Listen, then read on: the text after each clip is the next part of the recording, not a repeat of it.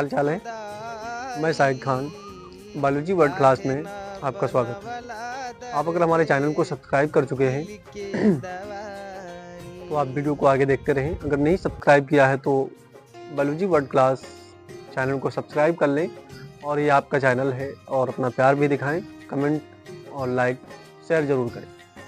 हमारे वीडियो को इतना बढ़ाएं कि जिनके पास पैसे या फेस की प्रॉब्लम है और वो पढ़ना चाहते हैं लेकिन वो घर से बाहर, बच्चे या बच्चियां यानी बेटे या बेटियां घर से बाहर नहीं जा पा रहे हैं, तो उनके लिए क्या है, हमारा सजेशन है कि वीडियो को शेयर करते रहें और हर घर की बच्चियां अब पढ़ेंगी, क्योंकि फ्री एजुकेशन और मोबाइल पे आपके घर तक हम खुद चल के आएंगे। हर एक टॉपिक और क्लास 9 से लेकर के क्लास 10th और 11th से लेकर के क्लास 12 तक, आप अगर 10th की तैयारी कर रहे हैं तब भी आप अपने घर से बैठकर पढ़ सकते हैं और 90 से 95 नंबर ला सकते हैं। अगर आप क्लास 11th और क्लास 12th की तैयारी कर रहे हैं तो आप 90 से 95 तक नंबर बटोर सकते हैं और बोर्ड एग्ज़ाम आपके हाथों में होगा। तो आइए, मैं आप लोगों से बात करने के लिए आया हूँ। आज हम थोड़ा पढ़ाएंगे कम। हमको क्लास 10th में और क्लास 11th में पढ़ना क्या क्या होता है और क्या हमको अवॉइड करना है, क्या हमको पढ़ के साथ में लेके चलना है, ताकि हमसे उसी टॉपिक से क्वेश्चन पूछे जाएंगे। हमको स्टडी नहीं करनी है, यानी कि पीएचडी नहीं करनी है किसी भी सब्जेक्ट की। हमको अपने सिलेबस के हिसाब से पढ़ना है। हमको हमारा क्या रीज़न है, हमारा क्या गोल है, हमारा क्या टारगेट है। हमारा टारगेट ये रहेगा कि हम उस क्षेत्र को या उस एरिया को या उस जंग को हम पार करें और उस जंग को फतेह करें, जीत लें।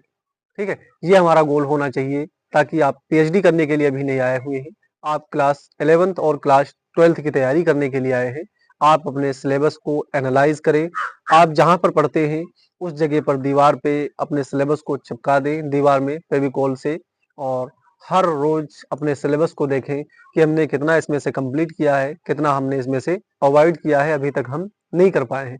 चाहे वो इंग्लिश हो, चाहे वो आपका मैथ हो, चाहे आपकी साइंस हो या कोई अदर विषय अगर आपकी है, तो आप सिलेबस को कंप्लीट एनालाइज किया करें और सिलेबस के मुताबिक ही पढ़ा करें। क्योंकि एग्जामिनर क्वेश्चन जो आपसे पूछेगा, यानी बोर्ड आपसे क्वेश्चन पूछेगा, तो बोर्ड एग्जाम उसी सिलेबस के अंडर में पूछेगा। ये नहीं कि आपसे बाहर से कोई क्वेश्चन पूछ ले।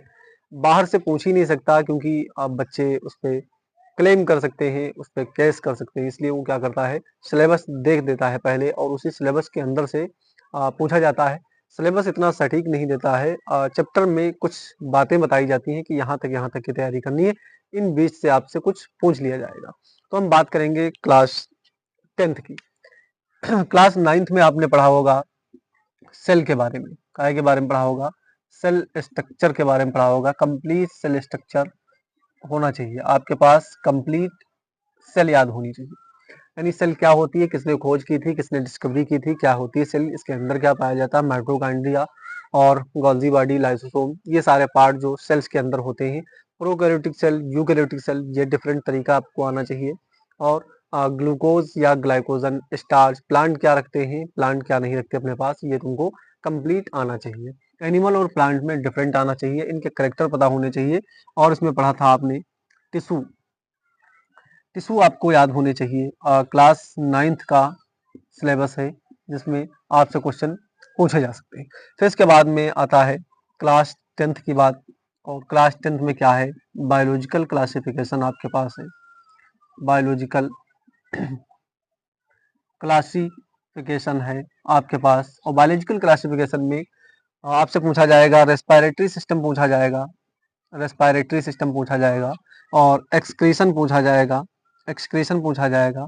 और ये बायोलॉजिकल क्लासिफिकेशन जो चैप्टर है, आप ये चैनल का नाम लिखा हुआ है नीचे, आप देख सकते हैं, बायोलॉजी वर्ड क्लास। आप अगर सर्च करेंगे biological classification, biology word class, biological classification या biology word class by Shahid Khan, आप बायोलॉजी वर्ड क्लास को शॉर्ट में भी नाम जानते होंगे, BWC के नाम से यहाँ पे पिन दिया हुआ है, आप देख सकते हैं, ये BWC के नाम से भी जाना जाता है। आप जैसे ही सर्च करेंगे सर्च करेंगे biology word class by Shahid Khan, उसमें चैप्टर जो आपको पढ़ना हो वो चैप्टर आप सर्च कर सकते हैं। और आपको तुरंत सारे सीरीज में वीडियो लगे हुए हैं बायोलॉजिकल क्लासिफिकेशन के। आप एक एक करके उसके नोट बना लें और उसको बार बार रिवीजन करें। वही आपका एक मार्गदर्शन होगा और आप उसी से जंग को फतेह कर पाएंगे। ठीक है, तो ये सारे आपको उसमें पढ़ने होंगे।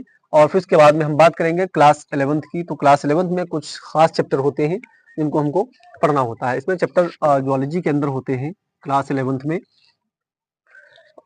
22। कितने चैप्टर होते हैं? 22 होते हैं, जिसमें 8 चैप्टर होते हैं बॉटनी के और बाकी चैप्टर जितने होते हैं वो काहे के होते हैं? जूलॉजी के चैप्टर होते हैं। ठीक है, तो हम इसको 22 को 2 भागों में डिवाइड करते हैं। इधर लिख देते हैं बॉटनी और इधर लिख देते हैं जूलॉजी। जूलॉजी के चैप्टर इसके 8 होते हैं। क्लास 11th के एनसीईआरटी में दिया हुआ है। इसके क्लास 11th के एनसीईआरटी में 8 चैप्टर बॉटनी के दिए हुए हैं और बाकी कितने हो गए? 16 4 20 और 4 24, यानी कि कितने होते हैं? 14 और 8 22। 14 चैप्टर किसके दिए हुए हैं? जूलॉजी के चैप्टर दिए हुए। वो चैप्टर आप क्लास 11th की एनसीईआरटी उठाएंगे, आपको सीरीज में चैप्टर लगे हुए आप देख सकते हैं, जैसे बायोलॉजिकल वर्ड और बायोलॉजिकल क्लासिफिकेशन। फिर इसके बाद में इसी प्रकार से धीरे धीरे आगे आगे चैप्टर होते हैं। तो हम कुछ चैप्टर लिख के आपको बताते हैं। फर्स्ट नंबर पे चैप्टर है बायोलॉजिकल वर्ड। ये चैप्टर आपको कंप्लीट आना चाहिए। और 2 नंबर पे आता है बायोलॉजी, यानी क्लासिफिकेशन ऑफ बायोलॉजिकल क्लासिफिकेशन। क्या चैप्टर है? Biological classification. आपने लेक्चर देखा होगा Monera, protista, fungi, Plantae, animal. इसमें 5 प्रकार के क्लास आपको रीड होने चाहिए, कंप्लीट होने चाहिए। आप उसमें जो है पीएचडी आपके पास होनी चाहिए। इतना उसको पढ़ें कि आपके पास ऐसा लगे कि हम इसकी पीएचडी कर चुके हैं। ठीक है, इतना इसका गहरा ज्ञान होना चाहिए।